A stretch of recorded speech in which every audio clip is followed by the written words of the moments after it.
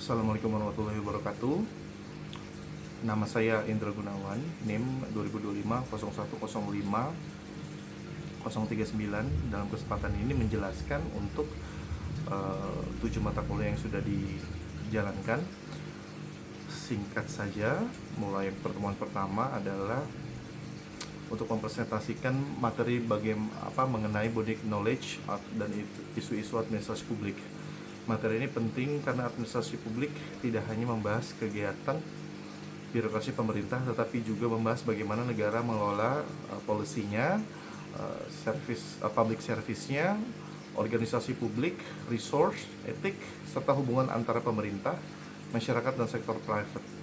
Administrasi publik semakin penting karena masalah publik saat ini tidak lagi terlihat sederhana. Masalah kemiskinan, pelayanan kesehatan, pendidikan, korupsi, digitalisasi pelayanan, desentralisasi, partisipasi masyarakat, hingga kualitas kebijakan publik yang saling berkaitan satu sama lain. Oleh karena itu, administrasi publik perlu dipahami sebagai bidang ilmu yang dinamik, multidisiplin, dan terus berkembang mengikuti perubahan masyarakat. Lalu, pada pertemuan kedua mengenai pengertian administrasi publik. Administrasi publik dapat dipahami sebagai ilmu dan praktik yang berhubungan dengan pengelolaan organisasi publik atau manajemen publik, penyelenggaraan urusan publik, pelaksanaan kebijakan publik, dan pemberian pelayanan kepada masyarakat. Dalam bahan perkuliahan lalu, administrasi publik dijelaskan sebagai ilmu yang fokus pada kebijakan, pelayanan, dan tata kelola, serta menjadi penghubung antara negara, masyarakat, dan sektor private. Sebagai kegiatan, administrasi publik berkaitan dengan bagaimana pemerintah menyelenggarakan urusan publik atau kebutuhan publik. Artinya, administrasi publik tidak hanya berbicara tentang kantor pemerintahan, prosedur, atau surat menyurat yang bersifat administratif, tetapi juga berbicara tentang bagaimana kebutuhan masyarakat untuk dipahami, dimengerti, dirumuskan menjadikan kebijakan, dilaksanakan melalui program, lalu dievaluasi manfaatnya secara keberlanjutan. Sebagai ilmu, administrasi publik disebut sebagai seni dan ilmu untuk mengatur urusan publik serta melaksanakan tugas-tugas yang telah ditetapkan. Artinya, administrasi publik memerlukan pengetahuan akademik, tetapi juga memerlukan kemampuan praktis dan dalam mengelola organisasi, memimpin pegawai, menjadi leader, mengambil keputusan, mengelola konflik, dan membangun pelayanan yang responsif terhadap kebutuhan masyarakat yang semakin kompleks.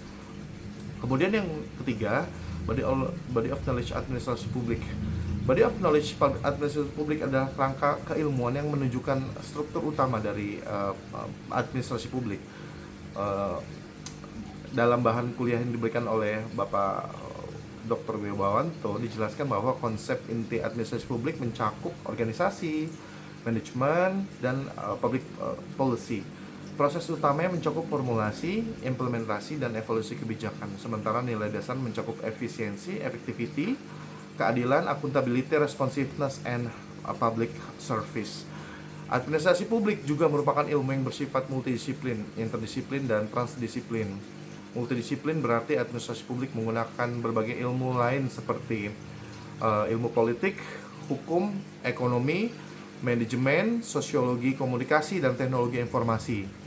Interdisiplin berarti berbagai ilmu tersebut tidak hanya digunakan secara terpisah, tetapi dipadukan untuk memahami persoalan publik secara lebih utuh.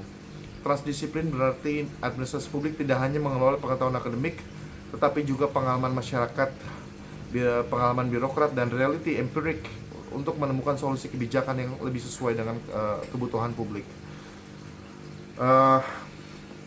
Jadi body of knowledge administrasi publik menunjukkan bahwa administrasi publik tidak ilmu yang terlalu sempit yang mencakup proses pengambilan keputusan, pelaksanaan program, pengelolaan resource, hubungan antar lembaga, pelayanan masyarakat, etik, pemerintahan, dan evaluasi kinerja kebijakan. Kemudian yang keempat, pertemuan keempat, paradigma administrasi publik. Dalam perkembangan administrasi publik mengalami beberapa perubahan paradigma. Paradigma pertama adalah old public administration.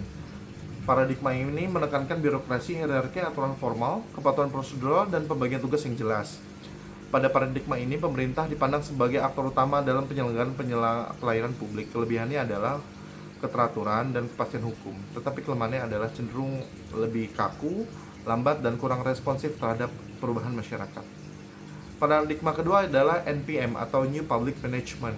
Paradigma ini muncul sebagai kritik terhadap birokrasi yang dianggap lambat dan tidak efisien. NPM menekankan efisiensi, orientasi kepada hasil, kompetisi, privatisasi, pengukuran kinerja melalui SOP, dan penggunaan prinsip-prinsip manajemen sektor private dalam sektor publik. Dalam paradigma ini, masyarakat sering diposisikan sebagai pelanggan yang harus memperoleh pelayanan yang cepat, murah, dan berkualitas. Paradigma yang ketiga adalah New Public Service. New Public Service ini adalah menekankan bahwa pemerintah tidak cukup hanya bertindak sebagai pengarah atau pengendali, tetapi harus melayani masyarakat. Prinsip utamanya adalah serving, not steering. Artinya birokrasi tidak harus memperkuat demokrasi, partisipasi publik, dialog, keadilan, dan kepentingan warga negara, bukan semata-mata mengejar managerial efficiency. Kemudian paradigma keempat adalah public governance. Paradigma ini menekankan kolaborasi multi aktor. Dalam paradigma governance, penyelesaian masalah publik tidak bisa dilakukan oleh pemerintah. Pemerintah perlu bekerja sama dengan masyarakat, dunia usaha, akademisi, media, organisasi sipil, dan berbagai pemangku kepentingan lainnya atau stakeholder. Paradigma ini relevan dalam menghadapi masalah publik yang kompleks, saling terkait, dan membutuhkan solusi lintas sektor atau collaborative governance. Kemudian sesi kelima, dimensi dan konsentrasi administrasi publik. Administrasi publik memiliki beberapa dimensi penting. Dalam bahan kuliah yang Bapak Dr. Wibawanto berikan, disebutkan ada dimensi kebijakan, manajemen, organisasi, etik, environment, dan kinerja yang diukur oleh produktivitas. Setiap dimensi memiliki ruang lingkup yang berbeda, tetapi saling berkaitan satu dengan yang lainnya. Dimensi kebijakan publik membahas proses formulasi, implementasi, monitoring, dan evaluasi kebijakan. Dimensi manajemen publik membahas mengelola human resource, financial, asset, information, service, dan strategi organisasi publik. Dimensi organisasi publik membahas struktur birokrasi, the culture of organization, koordinasi, perubahan organisasi, dan hubungan kerja antar unit. Dimensi etika membahas nilai-nilai yang harus dipegang oleh aparatur publik seperti integritas, akuntabilitas, tanggung jawab, keadilan, dan anti korupsi. Dimensi lingkungan membahas pengaruh faktor sosial, ekonomi, politik, hukum, budaya, dan teknologi terhadap administrasi publik. Sementara dimensi kinerja membahas bagaimana efektivitas dan kualitas pelayanan publik dapat diukur serta ditingkatkan. Dalam konsentrasi studi, administrasi publik umumnya dibagi ke dalam 3 bidang besar. Yang pertama adalah kebijakan publik, yang kedua adalah public management, yang ketiga adalah administrasi pembangunan. Kebijakan publik berfokus pada proses kebijakan.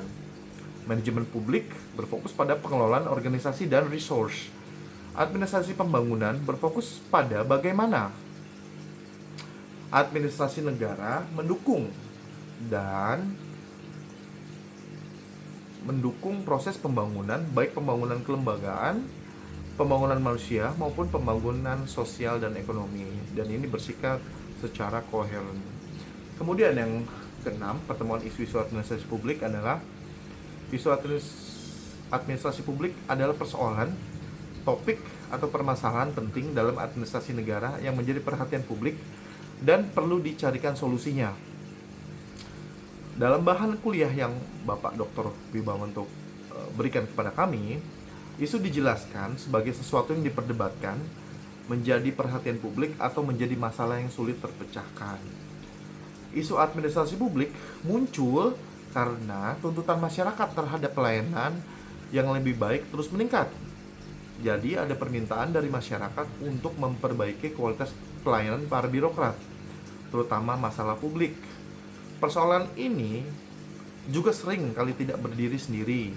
Misalnya masalah kemiskinan, tidak hanya berkaitan dengan ekonomi, tetapi juga pendidikan, kesehatan, lapangan kerja, kemudian kebijakan pemerintah, salah satunya kebijakan anggaran, kapasitas birokrasi, dan partisipasi masyarakat. Karena itu, administrasi publik membutuhkan pendekatan yang komprehensif dan multidisiplin.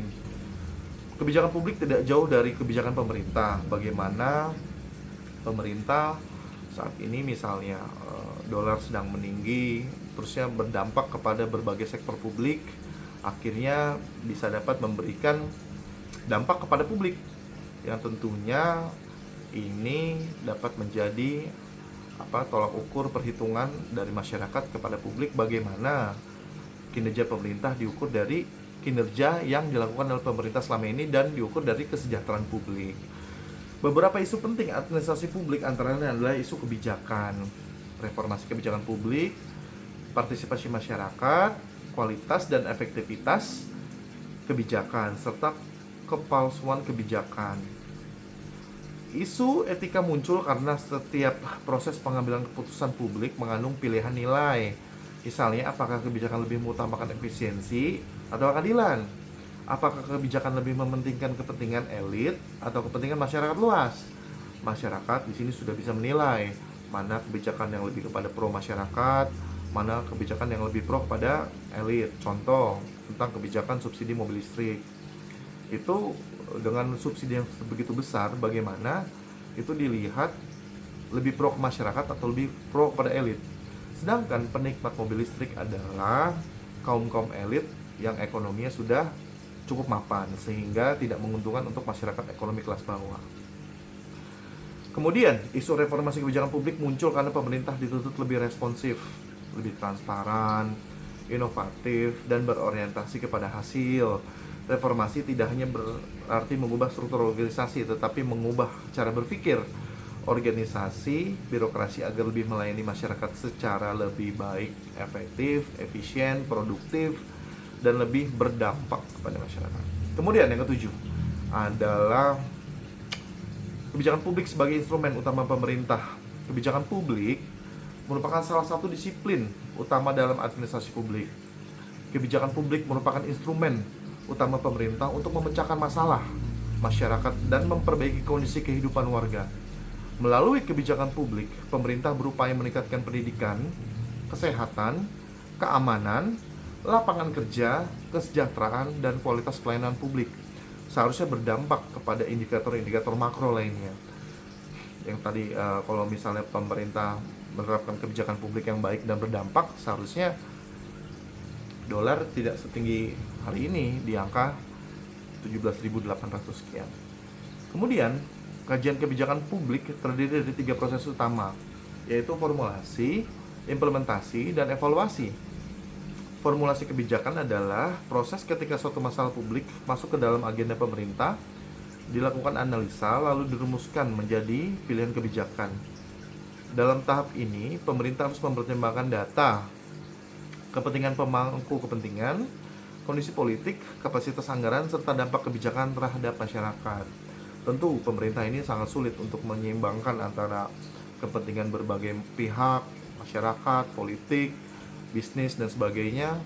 Tidak mudah memang, karena ini cukup kompleks, menyangkut berbagai kepentingan. Tetapi harapannya adalah dapat memberikan pelayanan kepada masyarakat secara berdampak. Kemudian implementasi kebijakan adalah tahap pelaksanaan kebijakan, tapi ini sangat menentukan keberhasilan atau kegagalan kebijakan. Kebijakan yang baik di atas kertas dapat gagal apabila tidak didukung oleh aturan yang jelas, sumber daya yang cukup, koordinasi antar lembaga, kompetensi pelaksana, dan penerimaan masyarakat. Karena itu, implementasi sering dianggap sebagai aspek penting, sangat penting ya, dari keseluruhan proses kebijakan publik.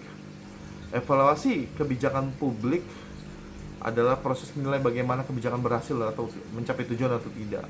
Evaluasi dapat berorientasi pada tujuan, manajemen, pengguna layanan, keahlian, dan partisipan. Dengan evaluasi, pemerintah dapat mengetahui apakah kebijakan perlu dilanjutkan, diperbaiki, diperluas, atau dihentikan.